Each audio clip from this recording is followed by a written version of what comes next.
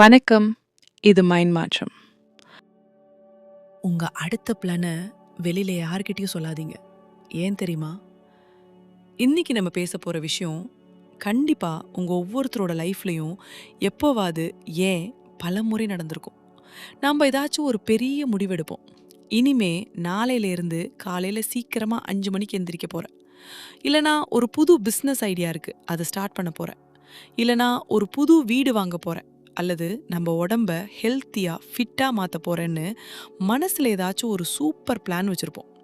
அந்த பிளான் மனசுக்குள்ள உருவகிக்கும் போதே நமக்குள்ள ஒரு பெரிய எக்ஸைட்மெண்ட் வரும்ல, ஒரு பயங்கரமான எனர்ஜி கிடைக்கும்ல.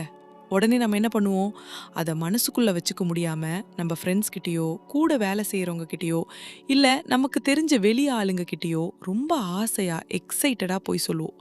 தெரியுமா, நான் அடுத்த மாசம் இதை பண்ண போறேன் பாருங்களேன் அப்படின்னு ரொம்ப பெருமையா சொல்லுவோம். ஆனா நான் பாருங்களேன், அப்படி வெளியில சொன்னப்புறம் நாம என்ன பிளான் பண்ணோமோ அது நடப்பதே இல்ல. ஏதாச்சும் ஒரு தடங்கல் வரும். இல்லனா அந்த வேலையை செய்யறதுக்கான வழிகளே அடிச்சுக்கிட்டே போகும். இன்னும் சில நேரங்கள்ல நமக்கே அதை செய்யறதுக்கு மனசு வராம ஆர்வம் குறைஞ்சு பாதியிலே நின்னுடும். அப்போ நம்ம யோசிப்போம், அடடா, ஆசையா சொன்னோமே, நமக்கு எதுவும் திருஷ்டி பட்டுடுச்சோ, இல்ல நம்ம வெளியில சொன்னனால தான் இந்த காரியம் தடப்பட்டு போச்சா அப்படின்னு நமக்குள்ளேயே குழம்பி போய் மனசு கஷ்டப்பட்டு உட்கார்ந்துருப்போம். உண்மையிலேயே ஏன் அப்படி நடக்குது? நம்ம செய்ய போற விஷயத்த வெளியில சொன்னா ஏன் நடக்க மாட்டேங்குது? இதுக்கு பின்னால இருக்கிற நிஜமான காரணம் என்ன? இத பத்தி சயின்ஸ் என்ன சொல்லுது? எனர்ஜி ரீதியா என்ன நடக்குதுன்னு இன்னைக்கு நம்ம ரியலிஸ்டிக்கா பேச போறோம். இத பத்தி பேசும்போது நான் சும்மா ஏதோ புஸ்தகத்துல படிச்சதையோ இல்ல மத்தவங்க கதையையோ சொல்ல விரும்பல. என்னோட லைஃப்ல நடந்த ஒரு நிஜமான அனுபவத்தையே உங்ககிட்ட சொல்றேன். ஏன்னா ரியாலிட்டியை விட பெரிய பாடம் வேற எதுவும் இல்ல. நமக்கெல்லாம் சொந்தமா ஒரு வீடு வாங்கணும், இல்ல ஒரு இடம் வாங்கணுங்கிறது எவ்வளோ பெரிய கனவு இல்லையா? அதே மாதிரி எனக்கும் ஒரு ஆசை வந்து, நாங்க சொந்தமா ஒரு வீடு வாங்கலான்னு பிளான் பண்ணோம். எனக்கு ரொம்ப சந்தோஷம். ஏன்னா சொந்த வீடுங்கிறது வாழ்க்கையில நாம அடைகிற ஒரு பெரிய மைல்கல். அந்த எக்ஸைட்மெண்ட்ல நான் ஒரு சின்ன தப்பு பண்ணிட்டேன். டாக்குமெண்ட் ஒர்க் முடியறதுக்கு முன்னாடியே, கைக்கு வீடு வர்றதுக்கு முன்னாடியே, என் ஃப்ரெண்ட்ஸ், கூட வேலை செய்றவங்க, தெரிஞ்ச சொந்தக்காரங்கன்னு வெளியில இருக்கிறவங்க கிட்ட எல்லாம், "நாங்க புதுசா வீடு வாங்க போறோம் தெரியுமா? அட்வான்ஸ் கூட பேசிட்டோம்" அப்படின்னு ரொம்ப பெருமையா, ஆசையா சொல்லிட்டேன். ஆனா அதுக்கப்புறம் என்னாச்சு தெரியுமா? நான் எப்போ அத வெளியில பேச ஆரம்பிச்சனோ, டக்குன்னு ஏதேதோ எதிர்பாராத தடங்கல்கள் வர ஆரம்பிச்சது. பேங்க்ல லோன் அப்ரூவல் ஆகிறதுல பிரச்சனை, டாக்குமெண்ட் சரி பார்க்கறதுல பிரச்சனைன்னு விஷயம் கை நழுவி போற நிலைமைக்கே போயிடுச்சு. என்னென்னமோ பண்ணி பார்த்தோம்.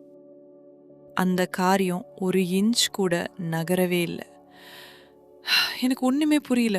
என்னடா இது, இவ்ளோ ஸ்மூத்தா போயிட்டு இருந்த விஷயம் திடீர்னு ஏன் இப்படி ஸ்டக் ஆகி நிக்குதுன்னு தோணுச்சு. இதே மாதிரி தான் நம்ம வீட்டு சேவிங்ஸ் விஷயத்துலயும் நடக்கும். நான் ஒரு குறிப்பிட்ட அமௌண்ட் சேர்த்து வச்சிருக்கேன். இன்னும் கொஞ்ச நாள்ல ஒரு நகை வாங்க போறேன், இல்ல பொருள் வாங்க போறேன்னு வெளியில யார்கிட்டயாச்சும் சொல்லிட்டா போதும், அடுத்த வாரமே எதிர்பாராத மெடிக்கல் செலவோ, இல்ல ஏதாச்சும் ஒரு தேவையில்லாத செலவோ வந்து அந்த சேமிப்பு கரையும். இத நீங்க கண்டிப்பா உங்க லைஃப்ல உணர்ந்திருப்பீங்க. எனக்கும் அந்த வீட்டு விஷயத்துல அடிபட்டப்புறம் தான் புரிய வந்துச்சு. அதுக்கப்புறம் நான் வெளியில யார்கிட்டயும் அத பத்தி ஒரு வார்த்தை கூட பேசல. ஆச்சரியமான விஷயம் என்னன்னா, அதுக்கப்புறம் எல்லா தடைகளும் மெதுவா விலகி, வேலைகள் ரொம்ப வேகமா நடந்து முடிஞ்சுது. இந்த ஒரு அனுபவம் தான் எனக்கு தெளிவா புரிய வச்சது. நம்ம ஒரு காரியத்த செய்து முடிச்சு கைக்கு வர்றதுக்கு முன்னாடி, அத வெளியில பேசுறது எவ்ளோ பெரிய மிஸ்டேக்குன்னு. நீங்க ஒரு விஷயத்த நிஜமாவே செய்து முடிக்கிறதுக்கு முன்னாடியே, மத்தவங்க கிட்ட போய், "நான் வீடு வாங்க போறேன் தெரியுமா? நான் புதுசா பிசினஸ் பண்ண போறேன்னு" சொல்லும்போது, எதிர்ல இருக்கிறவங்க வாழ்த்துக்கள், செம ஐடியான்னு உங்கள பாராட்டுவாங்க.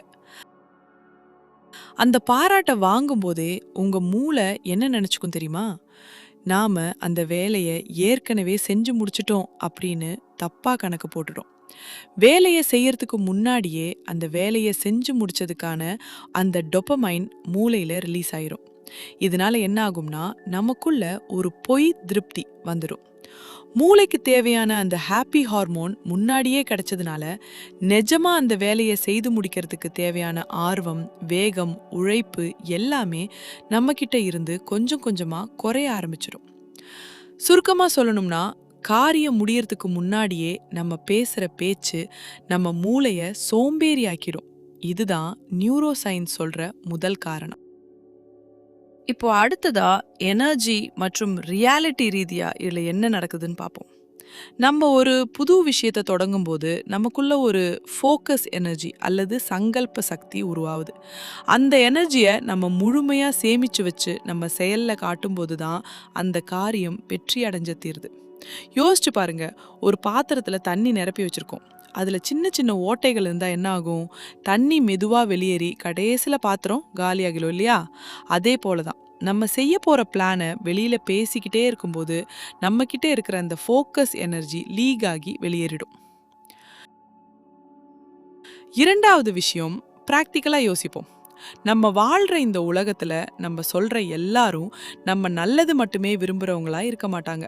சிலர் வெளிப்படையா வாழ்த்துக்கள்னு சொன்னா கூட அவங்க மனசுக்குள்ள இவங்களால இதை பண்ண முடியுமா பாப்போம் அப்படிங்கிற சந்தேகத்தையோ இல்லனா ஒரு விதமான பொறாமையோ நினைக்கலாம்.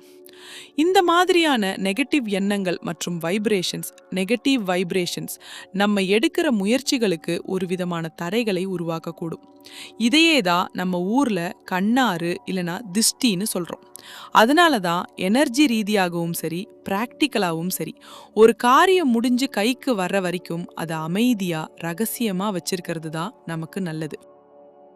அதனால இனிமே உங்க லைஃப்ல நீங்க எந்த ஒரு புது பிளான் போட்டாலும் இந்த 3 விஷயங்களை மட்டும் மனசுல வச்சு கரெக்டா ஃபாலோ பண்ணுங்க.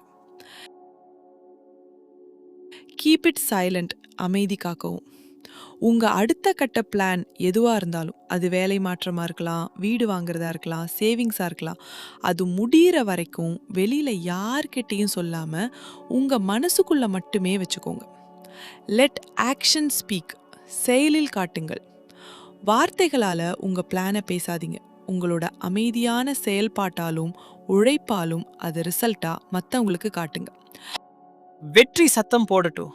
Work in silence, let your success make the noise. அதாவது அமைதியா உழைங்க, உங்க வெற்றி வெளியில பெரிய சத்தம் போடட்டும். உங்க வாழ்க்கையிலையும் இந்த மாதிரி பிளானை வெளியில சொல்லி அது நடக்காம போன அனுபவம் இருக்கா? அப்படி இருந்தா மறக்காம கீழே கமெண்ட்ல என்னோட ஷேர் பண்ணுங்க, நான் கண்டிப்பா படிக்கிறேன். இந்த வீடியோ உங்களுக்கு பயனுள்ளதா இருந்தா லைக் பண்ணுங்க, உங்க ஃப்ரெண்ட்ஸுக்கும் ஷேர் பண்ணுங்க. மறக்காம நம்ம மைண்ட் மாற்றம் சேனலுக்கு சப்ஸ்கிரைப் பண்ணிடுங்க. மறுபடியும் அடுத்த வீடியோல உங்களை சந்திக்கிறேன். நன்றி, வணக்கம்.